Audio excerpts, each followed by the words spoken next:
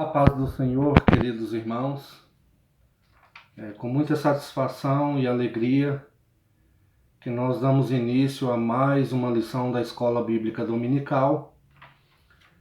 E hoje nós estaremos então meditando na lição de número 13, que por coincidência é a última lição do nosso trimestre, que vai tratar sobre o seguinte tema: voltados os olhos para a bendita esperança.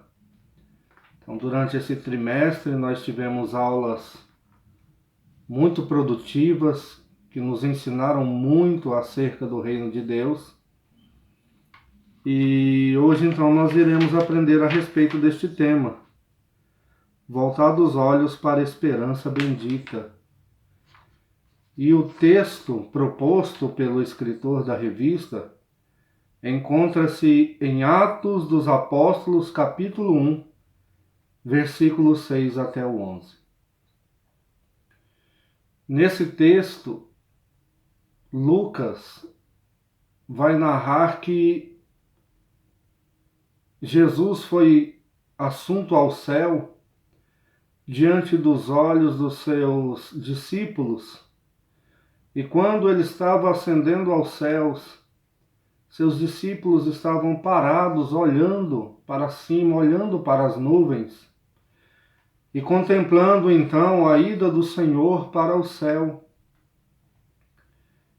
E Lucas então diz que naquele momento apareceu 2 varões com vestes brancas e indagaram a eles. No versículo 10 diz assim: estando com os olhos fitos no céu enquanto ele subia, eis que junto deles se puseram 2 varões vestidos de branco,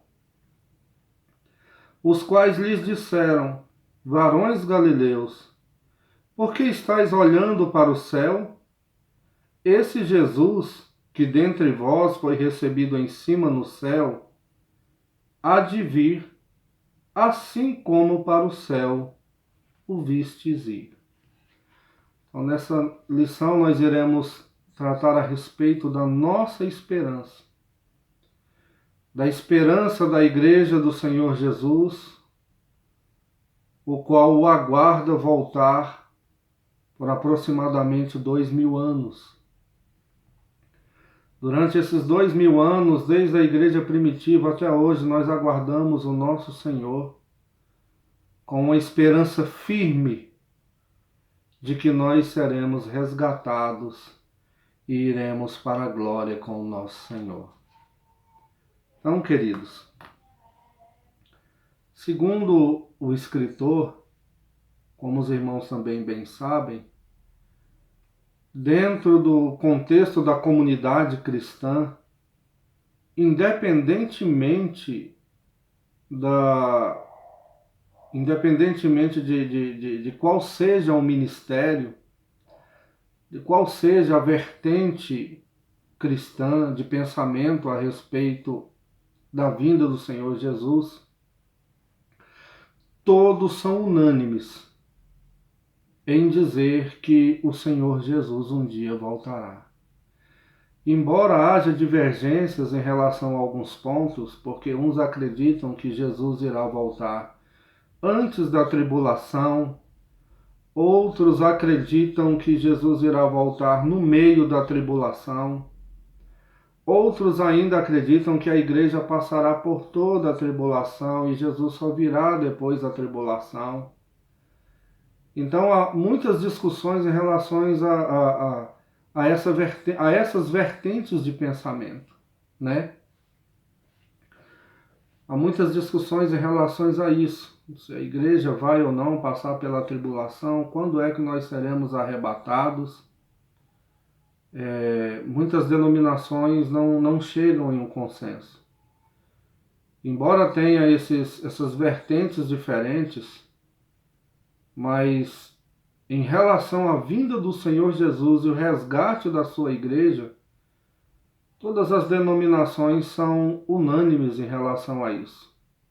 Todas creem que o Senhor Jesus virá buscar os seus filhos, os seus servos, e os levará então para o descanso eterno.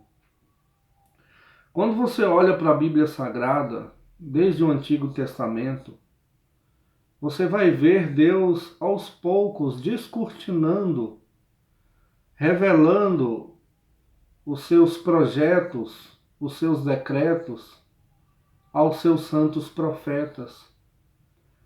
Quando você lê, por exemplo, o livro do profeta Daniel, que é um dos livros que trata de forma direta em relação aos acontecimentos dos últimos dias, você encontra ali as 70 semanas ao qual foi revelado a Daniel. As 70 semanas que fazem relação ao tempo do fim, onde está escrito que o ungido seria morto, que o sacrifício seria removido. E então nós estaríamos entrando aí no período do fim dos tempos. As 70 semanas de Daniel se encontram em Daniel 9, 24 até o versículo 27. E Daniel capítulo 12, versículo 1 a 3 também faz referência ao tempo do fim. Faz referência ao final de todas as coisas. E no capítulo 12, propriamente dito, ele fala a respeito dos santos, de quando Jesus derrotaria os inimigos da igreja, os inimigos do seu povo, e o seu povo então herdaria o reino. Quando você entra também no livro de Joel, você vai ver ali promessas de Deus, propriamente no capítulo 2, versículo 28 a 29. Deus faz uma promessa, e essa promessa está relacionada também ao fim de todas as coisas, ao final dos tempos, onde ele diz que derramaria do seu espírito sobre toda a carne, que haveria um derramamento espiritual, um derramamento do seu espírito, que os corações seriam avivados no tempo do fim. E nós vemos que isso se cumpriu em Atos dos Apóstolos, quando o Espírito Santo desce sobre a igreja e enche a igreja de poder. O Espírito Santo de Deus derrama dons sobre a igreja e a igreja então começa a batalhar pelo reino de Deus, pela fé, aguardando a vinda do seu Senhor. Mas ainda no Novo Testamento, um dos textos que me chama mais atenção e fala a respeito do arrebatamento de Jesus, o arrebatamento da igreja, se encontra em Apocalipse, capítulo 14, versículo também 14 até o 19, onde diz assim: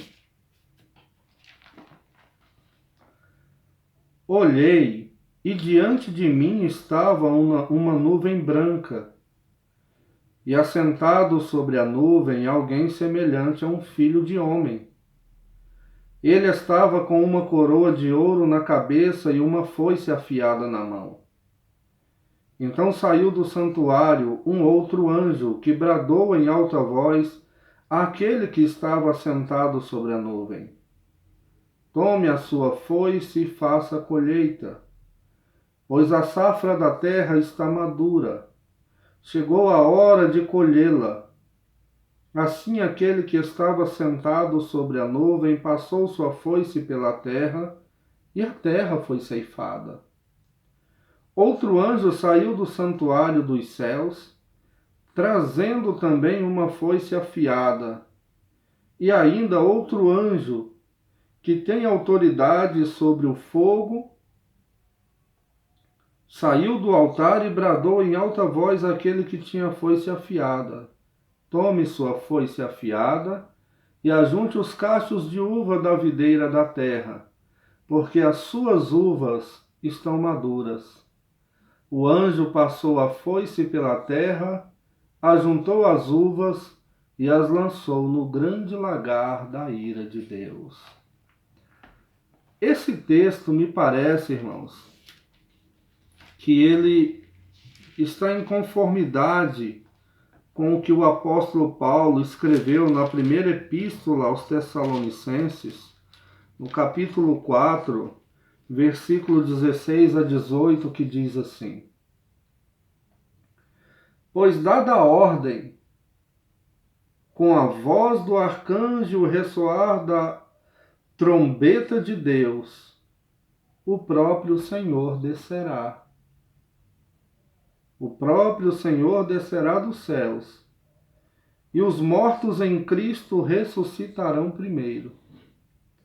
Depois nós, os que estivermos vivos, seremos arrebatados com eles nas nuvens para o encontro com o Senhor nos ares. E assim estaremos com o Senhor para sempre. Consolem uns aos outros com essas palavras.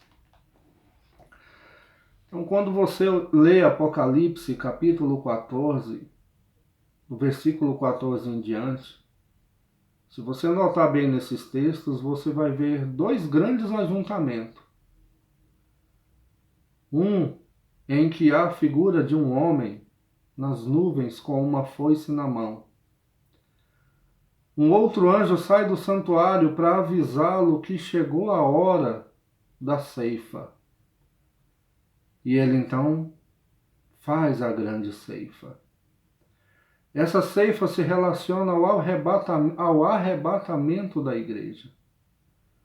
Logo depois sai um outro anjo também com uma foice na mão. E logo então um anjo vem dizer a esse outro anjo que faça também a colheita na terra. E a Bíblia diz que esse anjo colhe as uvas e lança no grande lagar da ira de Deus. Então há um tempo determinado em que Deus derramará a sua ira sobre a terra. Nessa época a igreja não estará mais aqui. Embora nós tenhamos que passar por alguns sofrimentos, embora nós tenhamos que passar por aflições e tribulações, mas no momento em que Deus for derramar a ira do Cordeiro sobre a terra, onde esse povo passará, onde esse mundo passará por coisas, irmãos, terríveis, que os nossos olhos jamais contemplaram.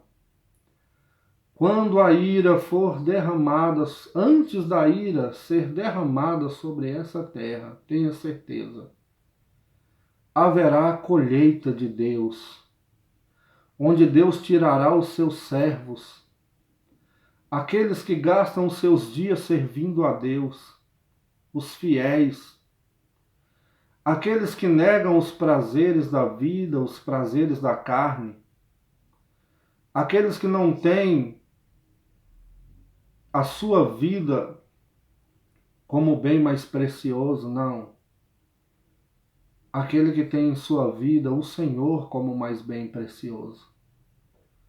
Aquele que tem rejeitado o pecado, aquele que tem batalhado por ter uma vida santa, esse será retirado na primeira colheita, segundo Apocalipse capítulo 14.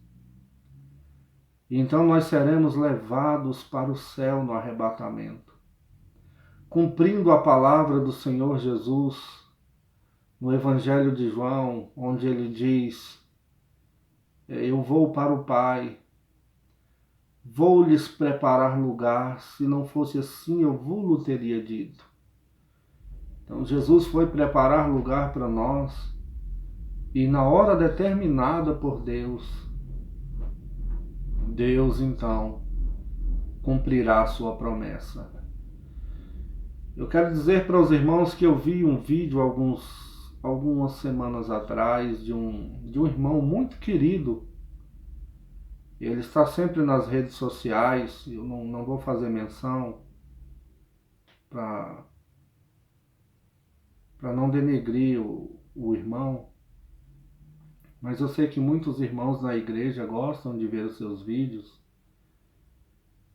E ele falava acerca dos anjos que estão presos junto ao rio, junto ao mar, e esses anjos serão soltos no tempo do fim, onde Deus trará grande destruição sobre essa terra. E ele disse assim que ele sentiu que Deus ia mandar soltar os anjos, mas ali naquele momento de mandar soltar os anjos, Deus voltou atrás e permitiu mais algum tempo. Eu quero dizer para os irmãos que o nosso Deus é soberano e todas as coisas estão preparadas para o tempo certo. Nada vai passar do tempo, nem nada vai acontecer antes. Deus é o Senhor da história. Nos dias de Deus libertar esses anjos que estão acorrentados junto ao mar, saiba de uma coisa, Ele vai libertar. Tudo está preparado. Nada vai fugir do controle de Deus, nada foge do controle dele. Deus é soberano e poderoso e nada do que está acontecendo ou irá acontecer está fora daquilo que Deus determinou ou daquilo que Deus decretou. Então saiba que ali no momento da assunção de Jesus, os discípulos estavam olhando para cima e então aqueles dois homens vestidos de brancos disseram para ele: o que é que vocês estão olhando? Esse mesmo Jesus que subiu aos céus voltará. E a igreja tem esperado a vinda do nosso Senhor Jesus. E saiba de uma coisa, irmãos. Mesmo que as pessoas não creiam mais nessa promessa, saiba que Jesus irá voltar para buscar a sua igreja, para buscar um povo comprado, preparado, santo, que vive em justiça para morar nos céus. E é interessante também, queridos, que, ora, a igreja sabe que Jesus irá voltar. E essa sempre foi a pregação das Assembleias de Deus no Brasil. A base, o fundamento da pregação na Assembleia de Deus sempre foi a vinda de nosso Senhor Jesus Cristo. Sempre foi viver de forma santa, esperando o nosso Senhor Jesus. Então nós sabemos que Jesus virá e que a sua vinda está próxima. Está muito próxima, irmãos, a vinda do Senhor Jesus. Nós sabemos disso. Mas uma vez que eu sei que o meu Senhor voltará, de que forma que eu devo estar quando Ele voltar? Esse é o tópico 2 da nossa lição. O escritor vai dizer como nós devemos estar, como deve ser o nosso comportamento na nossa vida enquanto nós aguardamos o Senhor Jesus. É interessante, queridos, que ele diz que uma das coisas que nós precisamos compreender e que nós precisamos realizar na nossa vida é a vigilância. Ele vai dizer que a vigilância é o ato ou efeito de vigiar. É o estado de quem permanece alerta, de quem procede com preocupação para não correr riscos. É alguém que está vigilante. É interessante que, certa feita, os discípulos do Senhor perguntou para ele também quando é que seria a sua vinda. Eles estavam preocupados. E Jesus então usa a figura do casamento, que era o casamento da época, o casamento oriental, para descrever como seria a sua vinda. Ou seja, ele usa o linguajar humano, ele usa a cultura humana para que nós possamos entender as coisas eternas. E ele diz que, certa feita, um noivo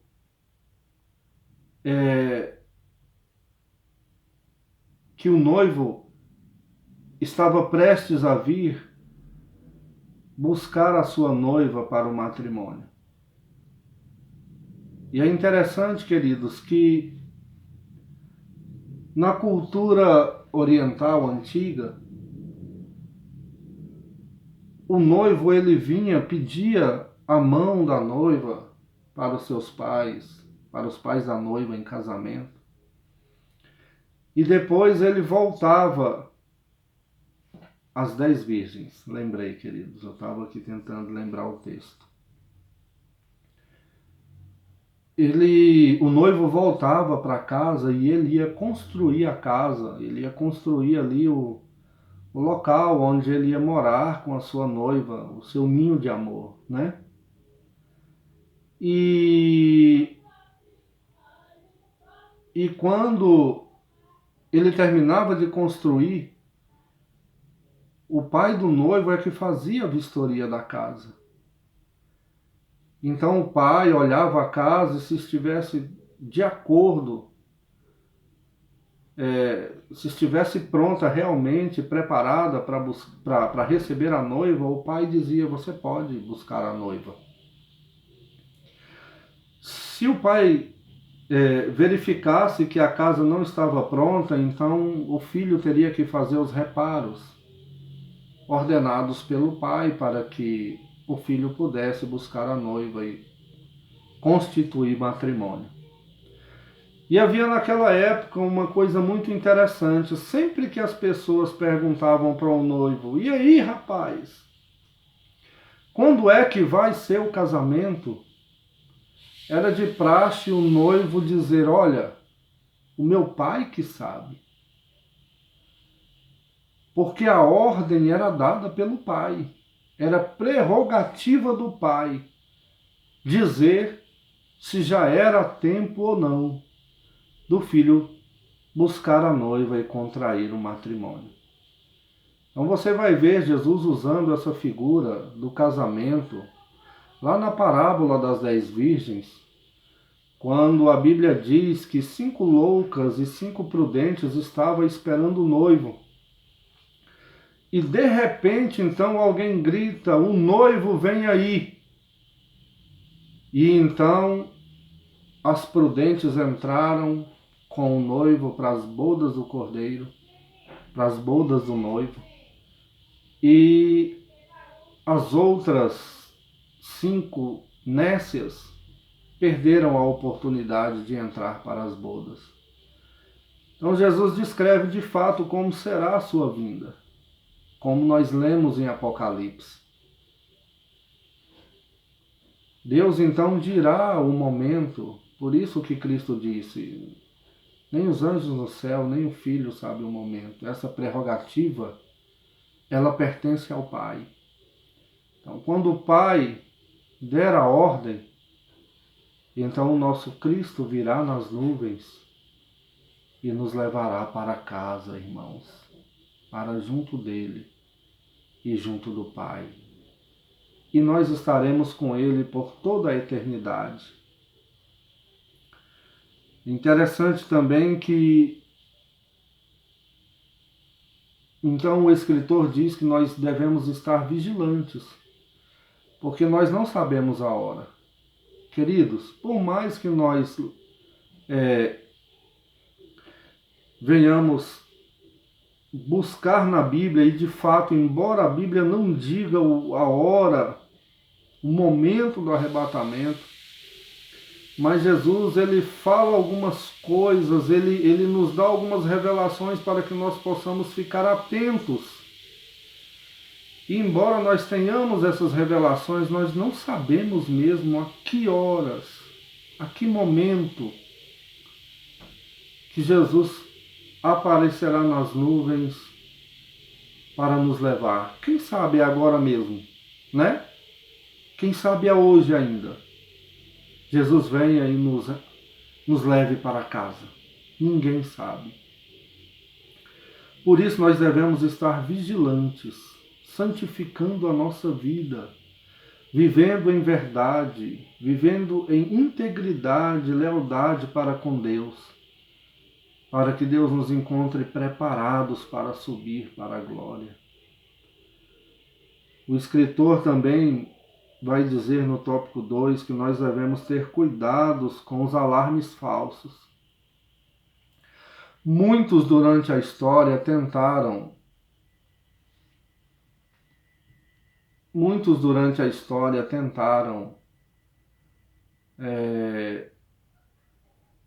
dizer o dia que Jesus viria, cravar um dia, uma época, um ano, e todos falharam, porque ninguém sabe. Interessante que no ano 999 da era cristã, na mudança do ano 999 para o ano 1000, houve uma grande comoção na Europa e em outros lugares, porque o povo achava que Jesus iria voltar na virada daquele ano, né? Na virada daquele ciclo. Então muitas pessoas venderam seus bens, venderam suas casas, doaram aos pobres, compraram túnicas brancas, subiram para os montes, subiram nos telhados das casas, aguardando o Senhor Jesus voltar. E o arrebatamento não aconteceu. No ano 2000 também, eu acredito que os irmãos se lembrem, tantas coisas foram faladas. Eu me lembro ainda, quando eu era criança, havia um ditado que as pessoas diziam que isso até estava na Bíblia, que de 1000 passarás, mas em 2000 não chegarás. E as pessoas tinham a expectativa de que no ano 2000 Jesus viria buscar a igreja, e muitos cravaram datas e houve aí uma grande expectativa. Há algumas pessoas também que ainda hoje gravam vídeos dizendo o dia, data e hora do arrebatamento da igreja. Mas não se engane, ninguém tem essa revelação. Deus não deu essa revelação a ninguém. Essa prerrogativa da ordem de buscar a igreja pertence ao Pai. Ele determinou ainda na eternidade. Ele projetou, ele arquitetou. Ele tem os seus decretos e esses decretos não falharão. E Deus já sabe qual é o dia, qual é a hora que Ele dará essa ordem e nós iremos embora dessa terra. Mas ninguém não sabe, irmãos. Ainda bem que não sabe. Porque esse segredo de Deus nos faz viver de forma mais humilde. Esse segredo de Deus que Ele não revelou aos seus profetas, aos apóstolos, Ele nos faz saber que nós devemos viver em santidade em todo o tempo, não é? Nós devemos viver a nossa vida cristã diante de Deus em santidade e integridade. Então ninguém sabe. Não pense os irmãos que essas pessoas que falam, oh não, Deus falou que agora é esse ano, o ano do arrebatamento. Não, não.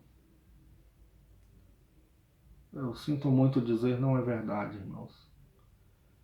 Tudo que nós sabemos é que pelo que o Senhor Jesus já nos disse na Bíblia Sagrada e já revelou, nós sabemos que aquilo que está dito na Bíblia e que está se desenhando na nossa época,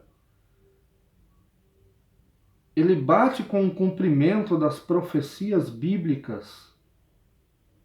A gente olha para o cenário da terra, a gente olha para a cultura da nossa época, para o pecado, para a ciência que Daniel disse que cresceria muito.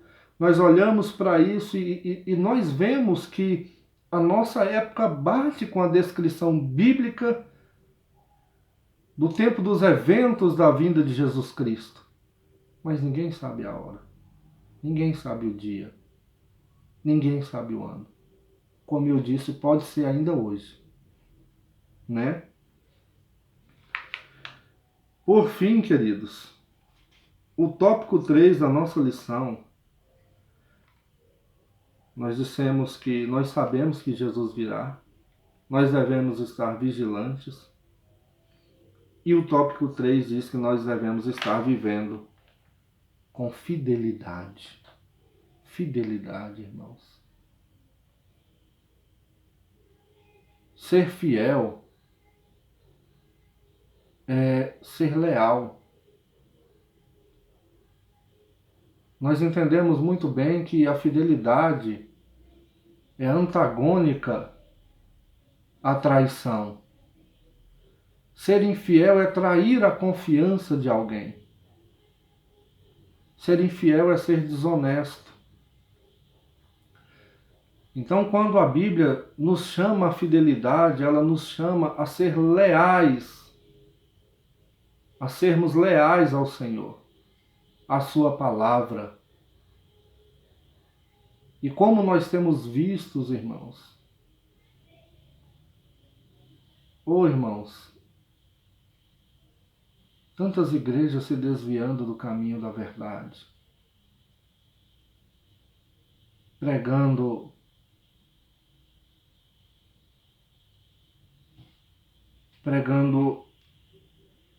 muitas pregações e evangelhos que não é o de Jesus Cristo, pregando prosperidade e tantas outras pregações, tantos outros ensinos, desviando o foco do verdadeiro evangelho. E pasmem os irmãos, o evangelho da piedade, o evangelho da santidade tem sido deixado de lado, tem sido esquecido. Veja, queridos irmãos, nos nossos dias nós temos vivido uma pandemia terrível e catastrófica. E eu quero dizer para os irmãos que eu estava orando e pensando, queridos, o quanto nós nos afastamos do evangelho da piedade, do evangelho do bom samaritano. Eu vejo os governos correndo atrás de tentar montar hospitais de campanha. E nós temos tantas igrejas cristãs, Assembleia, Metodista, Presbiteriana, Católica, que tem prédios escolares com diversas salas, prédios enormes com 60 salas, igrejas que comportam 15.000 pessoas. No entanto, a gente não vê a igreja se movendo para acudir essas pessoas que estão sofrendo. De que forma, irmão Valdeci? Emprestando seus prédios para poderem montar UTIs, né? Não é o nosso caso, a nossa igreja é muito pequena, nós somos como a igreja de Filadélfia, igreja de pouca força, né? Mas nós vemos igrejas que são verdadeiros impérios e que deveria mostrar, irmãos, a piedade da nossa fé, ajudando esses desafortunados. Nós devemos viver o Evangelho, irmãos, conforme o Senhor Jesus nos ensinou. Porque Ele está prestes a voltar e nós estamos correndo atrás do vento. Cada um querendo construir megas igrejas, megas templos. Isso não está errado não, irmãos. Quem dera construísse templos para 50.000 pessoas e enchesse de almas salvas. Não é essa a questão. mas a questão é o orgulho, é a fome de poder, é a fome de se mostrar mais forte. E com isso, cada dia nós nos afastamos mais do evangelho da piedade, do evangelho da fidelidade, e nós estamos perdendo a oportunidade de mostrar para esse povo que está sofrendo que os filhos de Deus estão aqui. Que os filhos de Deus estão aqui como sal e como luz, para dar a mão para esses pobres sofredores. A história diz que houve outras calamidades, houve outras pandemias em outras épocas. E foram épocas que não existiam hospitais. Então quem acudia a essas pessoas eram os cristãos. Essas pessoas eram levadas para os mosteiros, para as igrejas, e quem cuidava eram os cristãos. Irmão, e os cristãos não morriam não? Morria, irmãos.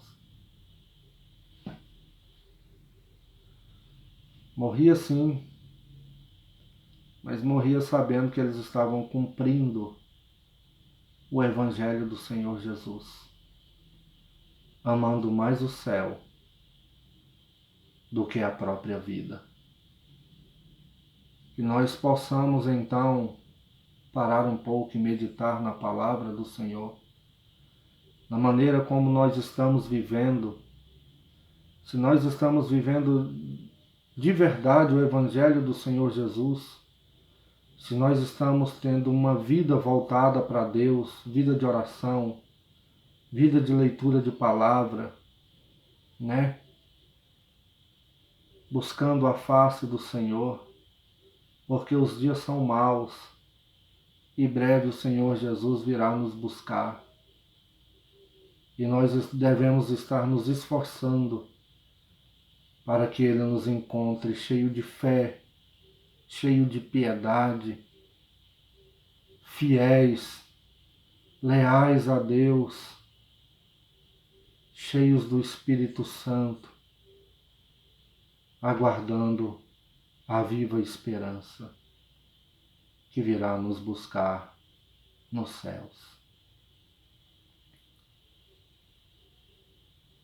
Gostaria de falar mais algumas coisas, mas eu prefiro não. Que Deus possa nos abençoar. Que Deus possa nos dar graça. Que você possa buscar a Deus.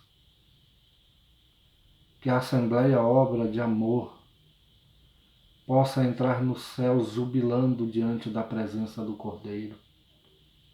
E que não fique nenhum para trás, irmãos. Nenhum. Que todos nós possamos nos encontrar na glória, louvando e glorificando o nome do nosso Cristo.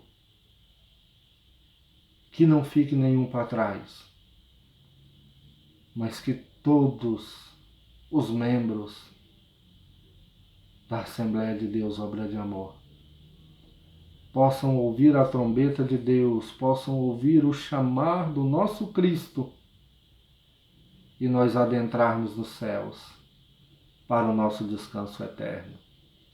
Que Deus nos abençoe, em o nome de Jesus.